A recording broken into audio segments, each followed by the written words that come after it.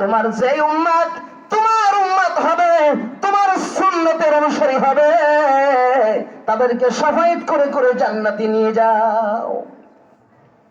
হাদিসটা ভালো করে শুনেন, লম্বা হাদিস, বুখারী শরীফের কিতাবুশ শাফাআর মধ্যে আছে। আমার নবী চলে যাবে, মনে বড় আনন্দ নিয়ে হাসরের ময়দানে যাবে। হাসরের ময়দানে যায় দেখবে গো সমস্ত মানুষ নবীর দিকে দৌড়ায় আসতেছে, বলতেছে হুজুর আমরা আমাদের উম্মত, আমাদেরকে শাফায়াত করুন। আমার নবী ডাকতে বললেন, আরে উম্মতিরা রে,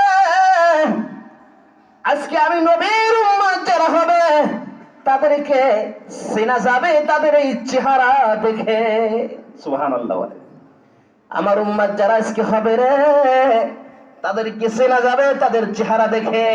কারণ দুনিয়ার ভিতরে আমার উম্মত যারা ছিল, 5 ওয়াক্ত নামাজ ঠান্ডা পানি দিয়ে ওযু করে আল্লাহকে সিজদা যারা করেছে, এই ওযুর কারণে আমার উম্মতের চেহারাগুলো নূরে নূরান্বিত হয়ে ঝলকাইতে থাকবে।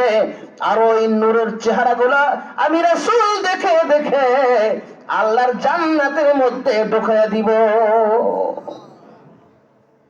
যাদের চেহারা কালো, মানে কোনোদিন নামাজ পড়ে নাই, ওযু করে নাই, নামে খালি মুসলমান ছিল, নামে রাসূলের উম্মত দাবি করছে, আছে না নাই?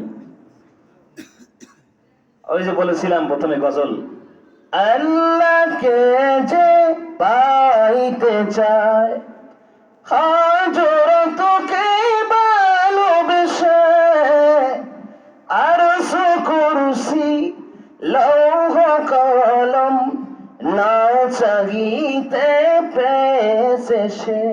ঠিক কিনা বলে? রাসূলকে ভালোবেসে রাসূলের অনুসরণ যারা করছে, আল্লাহ তো রাসূলকে জান্নাত দিয়েই দিবেন। আর আমার রাসূল তার অনুসারী নামাজি ব্যক্তিদেরকে শাফায়াত করে আল্লাহর জান্নাতে নিয়ে যাবে।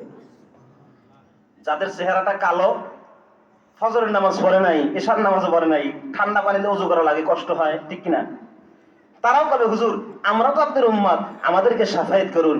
আমার রাসূল বলবেন সুহকান লিমান গায়্যারা বাদি। হাদিসের ইবারতটা এরকমই, সুহকান লিমান গায়্যারা বাদি। তোমরা যদি আমার উম্মত হইতা তাহলে তোমাদের চেহারাটা নূরে নূরান্বিত হইতো। কারণ দুনিয়াতে নামাজও পড়ো নাই, ওযু করো নাই, চেহারাটা নূর নূর হয় নাই, চেহারাটা কালো হয়ে আছে, বোঝা গেল যে তুমি নামাজও পড়ো নাই, আমার উম্মত না, এখান থেকে চলে যাও। হাদিসটা ভালো করে বুঝছেন তো?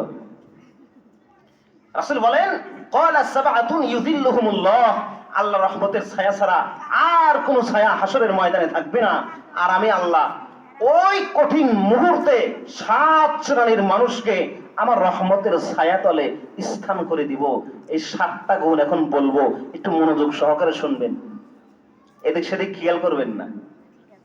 আজকে আমাদের হালাতটা হলো এরকম, দ্বিতীয় বক্তা তৃতীয় বক্তা প্রধান বক্তার অনেকেই শোনে, আল্লাহ ধৈর্য দিচ্ছে, শোনে, শোনার পরে বাড়িতে যায় যদি কেউ জিজ্ঞাসা করে, যেমন এক ব্যক্তির ঘটনা, অর্ধেক রাত্রি পরিমাণ ওয়াজ শুনছে, এরকম আগে হয় নাই? কাদের ভাই এরকম হয় নাই আগে? দেখা যায় যে রাত্রি এশার থেকে শুরু করে ফজরের আগ পর্যন্ত ওয়াজ নসিহত হয়েছে। এক ব্যক্তি সারা রাত ওয়াজ শুনে সকালবেলা যায় স্ত্রীকে ডাক দিছে, বিবি দরজা খোলো। বিবি কয় বাবা রে, আজকে এত রাত্রি পর্যন্ত ওয়াজ শুনলে, কোনোদিন তো এত রাত ওয়াজ শোনো না। কয় বিবি রে, বক্তা এত সুন্দর কেসরা ধরছিল মরিয়ম আলাইহিস সালাতু ওয়াস সালামের কাহিনী, যেটা শুনে আমি আর আসতে পারলাম না, দিলের মধ্যে খালি ভালোই লাগলো, সেই জন্য ওয়াজ শেষ করে আসছি। কিন্তু বিবি একটা জিনিস এখনো বুঝতে পারলাম না, কি? এই যে 3-4 ঘন্টা মরিয়ম আলাইহিস সালামের কাহিনী শুনলাম, এই মরিয়ম আলাইহিস সালাম আসলে মহিলা নাকি পুরুষ, এটাই বুঝলাম না। আমাদের হালাতটা হলো এরকম, ঘন্টার পর ঘন্টা বয়ান করি। বিশ্বাস করেন, এই যে আমি যে কথা বললাম বা আমি বলবো, শেষে যদি কোনো মানুষকে জিজ্ঞাসা করা হয় যে কি বলছে বক্তা, দেখি কত, কিচ্ছু বলতে পারবে না। মানে ও এমনি এসে বসছে, এমনি এসে বসলেও লাভ আছে, কিন্তু আমলের কথাগুলো শুনলে আরো লাভ, ঠিক কিনা? আবার কোন মানুষে উঠে যায় না যে কিছু বুঝি নাই আমি উঠে যাই না। রাসূল বললেন মাজালিসুল ফিকহি খায়রুম মিন ইবাদাতিন 60 সানাতা।